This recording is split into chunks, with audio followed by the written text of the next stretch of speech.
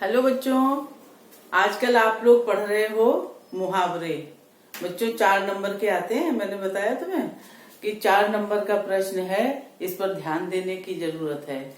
तो मुहावरे, पहले तो ये समझ लो कि मुहावरे होते क्या हैं। मैंने बताया भी था कि मुहावरे का जो शाब्दिक अर्थ है उसका अर्थ है अभ्यास, है ना। और मुहावरा जो है एक बहुत मोटी सी पहचान है कि मुहावरे के अंत में ना लगा होता है, जैसे 9 2 11 होना है, आंख का तारा होना, ना, ये मोटी सी पहचान है। और लोकोक्ति क्या होती है? जो लोक में प्रचलित उक्ति होती है, मतलब कहावत, है ना, जो लोक में ऐसे ही कहते कहते और प्रचलित हो जाती है, वो कहावत जो है वो लोकोक्ति होती है। तो इस तरह से मुहावरा जो है वो एक वाक्यांश होता है और लोकोक्ति जो होती है पूरा वाक्य होता है। ये बात अच्छी तरह समझ लो, है। तो मुहावरा जो है वो अभिव्यक्ति को सशक्त बनाता है, अभिव्यक्ति को प्रभावपूर्ण बनाता है, आकर्षक बनाता है और साहित्यिक बनाता है। भाषा में लाक्षणिकता लाता है, और लाक्षणिकता से क्या होता है? भाषा में नवीनता और रोचकता आती है।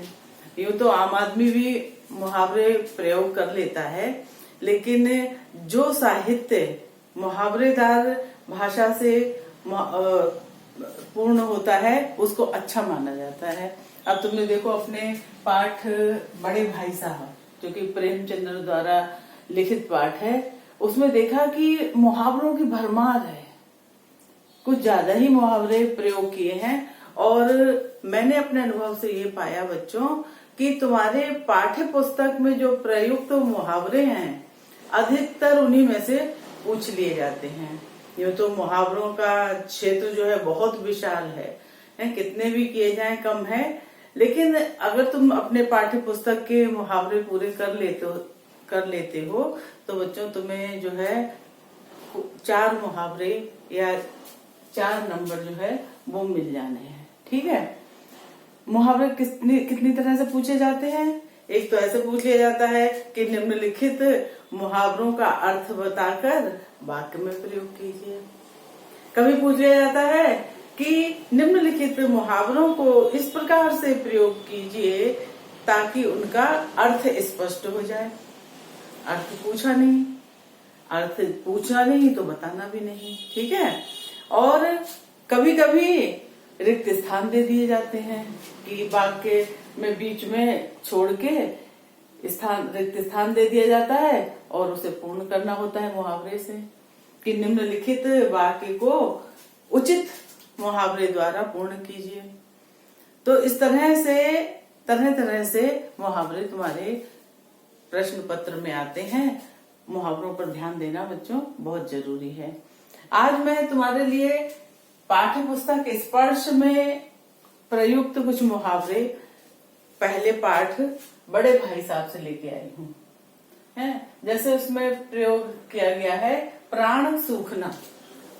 बच्चों प्राण सूखना का मतलब होता है डर लगना।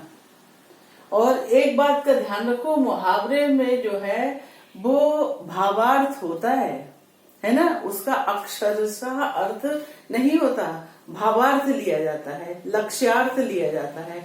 बात समझ रहे ना बच्चों? जैसे हम कहते हैं कि अरे तुम तो इतने प्यासे हो पूरा समुद्र ही पी जाओगे, हैं? तो इसका मतलब ये नहीं हुआ कि वो समुद्र पी जाएगा। समुद्र का पानी तो वैसे भी खारा होता है ना। अब मैं क्या कहना चाह रही हूँ? मैं कहना चाह रही हूँ कि तुम बहुत ज्यादा पानी पी रहे हो, है ना। तो इस तरह से जब मुहावरेदार भाषा प्रयोग की जाती है तो उसका लक्ष्यार्थ लिया जाता है ना, उसका भावार्थ लिया जाता है। बिल्कुल अक्षरशः उसका अर्थ नहीं निकलता है। ठीक है।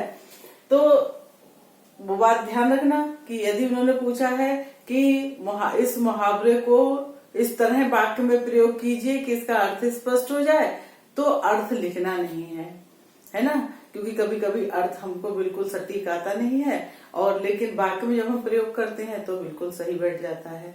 तो जितना पूछा जाता है उतना ही लिखो बच्चों, तो नंबर अच्छे मिलते हैं और कोई गलती की संभावना नहीं होती। ठीक है। अब देखो, पहला है बड़े भाई साहब में प्राण सूखना, मतलब डर लगना। अब उसमें तो छोटे भाई को बड़े भाई साहब जैसे दिखाई पड़ते थे, उसके तो प्राण सूख जाते थे, हैं। लेकिन तुम कुछ भी बना सकते हो। तुम कहोगे कि सामने शेर को दहाड़ता देख मेरे प्राण सूख गए, या दिन भर खेलने के बाद लौटकर आने पर घर में पापा को देखकर मेरे प्राण सूख गए, है ना। वो तो तुम अपने तरह से अलग अलग वाक्य प्रयोग कर सकते हो। और पहाड़ होना मतलब बड़ी मुसीबत होना। मंच पर खड़े होकर 2 घंटे बोलना मेरे लिए पहाड़ था। तुम अपने हिसाब से दूसरा वाक्य भी बना सकते हो। हंसी खेल होना मतलब छोटी मोटी बात होना।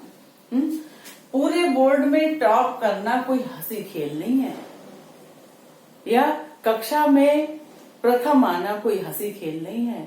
तुम किसी भी तरह से वाक्य को दूसरी तरह से बना सकते हो। आंख फोड़ना मतलब बड़े ध्यान से पढ़ना। मैं हिंदी के पेपर में आंख फोड़ता रहा, किंतु पेपर कैंसिल हो गया। अभी देखो, सीबीएसई बोर्ड का बच्चों का 12th का पेपर बचा था हिंदी का, है। बच्चे जून भर बेचारे लॉकडाउन में तैयारी करते रहे, लेकिन क्या हुआ कि पेपर कैंसिल हो गया। तो तुम ऐसे भी लिख सकते हो कि मैंने हिंदी के पेपर की तैयारी में आंख फोड़ी, किंतु पेपर कैंसिल हो गया।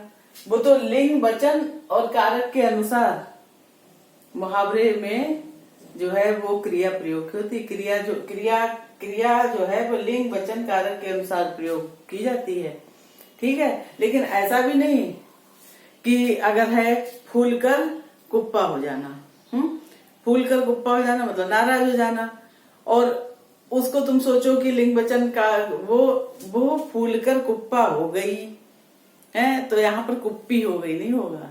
कि सोचो कि स्त्री है, लिंग जो है वो स्त्री लिंग है, तो हम इसे कुप्पी हो गई लिखे, नहीं। इतना ध्यान रखना चाहिए। माना कि क्रिया लिंग वचन और कारक के अनुसार प्रयोग होती है। अब देखो, खून जलाना मतलब कष्ट उठाना। माता पिता हमारे सुख के लिए दिन रात खून जलाते हैं कि नहीं, है?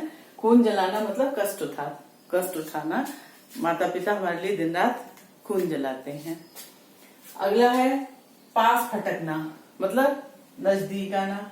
अध्यापक के रौब के कारण छात्र उनके पास तक नहीं फटकते, है ना। इस तरह से बना सकते हो। गाढ़ी कमाई मतलब मेहनत की कमाई। छात्रों को माता पिता की गाढ़ी कमाई यूं ही नहीं उड़ानी चाहिए। लगती बात मतलब चुभती बात।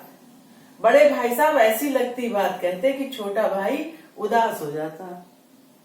या तुम और भी तरीके से बना सकते हो कि मेरे मित्र ने ऐसी लगती बात कह दी कि मैं जो हूं बहुत ज्यादा परेशान हो गया, ठीक है।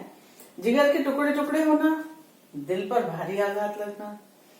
पुत्र की निर्मम हत्या से माँ के जिगर के टुकड़े टुकड़े हो गए।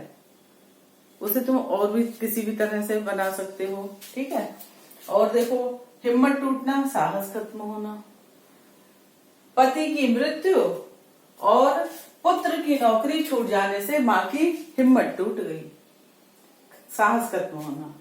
इस तरह से बच्चों तुमने 1 2 3 4 5 6 7 8 9 10 आज 10 मुहावरे देखे और उनका अर्थ और वाक्य प्रयोग देखा। बच्चों, अगर इन्हें तुम अभ्यास करते रहोगे और अपने टाइम टेबल में स्थान दोगे तो तुम्हारे 4 नंबर कहीं गए नहीं हैं, क्योंकि बहुत कठिन मुहावरे पूछे नहीं जाते हैं जो दिनचर्या में दिन प्रतिदिन के कामकाज में जो प्रयोग होते हैं, वही मुहावरे पूछ लिए जाते हैं। और अगर अभ्यास नहीं है तो बहुत कठिन चीज हो जाती है ना। तो सरल चीज को अभ्यास द्वारा अपना बना लो, 4 नंबर पूरे हो जाएंगे। मैंने तुम्हें ये जब पाठ पढ़ाया था उसके साथ साथ मुहावरे बताए भी थे, और तुम लोग इसको अपनी कॉपी में शायद कर भी चुके हो, नहीं कर चुके हो तो उन्हें कर लेना, और थोड़ा थोड़ा करके अब आगे अगले वीडियो में करते रहो। धन्यवाद।